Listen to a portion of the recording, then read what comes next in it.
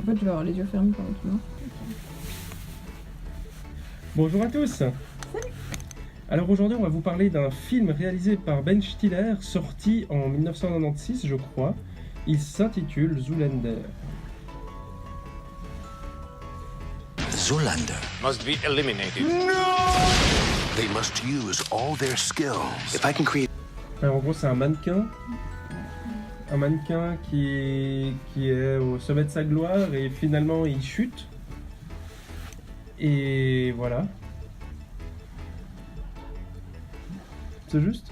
C'est intéressant de voir que déjà en 96, un film aux thématiques aussi écologiques sorte. C'est vrai que le thème écologique est super important parce que dès le début, on voit qu'il y a une scène très forte et charnière dans le film qui est en fait tout simplement une bataille d'essence qui va symboliquement mais aussi physiquement tuer les personnages importants pour le protagoniste principal. Donc c'est vrai qu'on pourrait se dire que c'est très critique envers l'utilisation abusive de l'essence.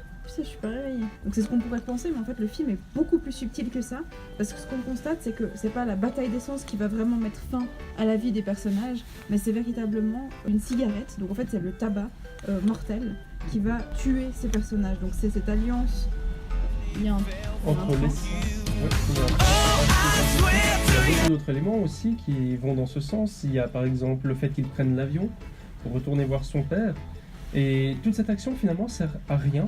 On se rend compte, si ce n'est à montrer les méfaits de la pollution de l'avion, les méfaits des personnes qui prennent l'avion pour essayer de renouer des liens familiaux et que finalement ça sert à rien. Il faudrait mieux de sauver la planète plutôt que d'essayer de retrouver leur famille. Et puis aussi ses parents, c'est tout simplement des mineurs de charbon de père en fils qui sont montrés comme obtus, cruels, qui renient leur famille, qui renient leur fils alors que c'est le seul qui a réussi à évoluer dans la société et à devenir quelqu'un.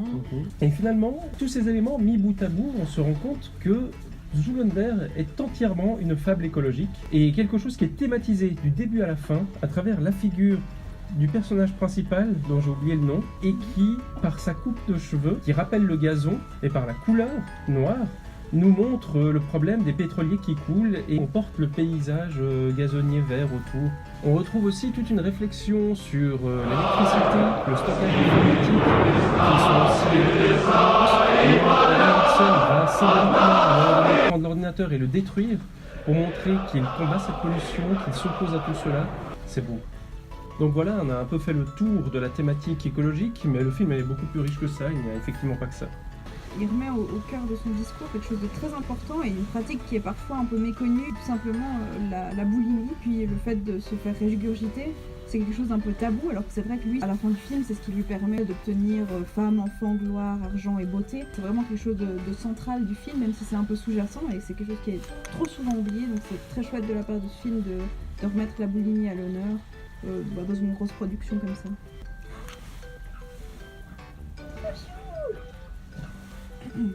Ouais, donc moi, pour résumer, c'est tout simplement le film qui m'a poussée à être végétarienne.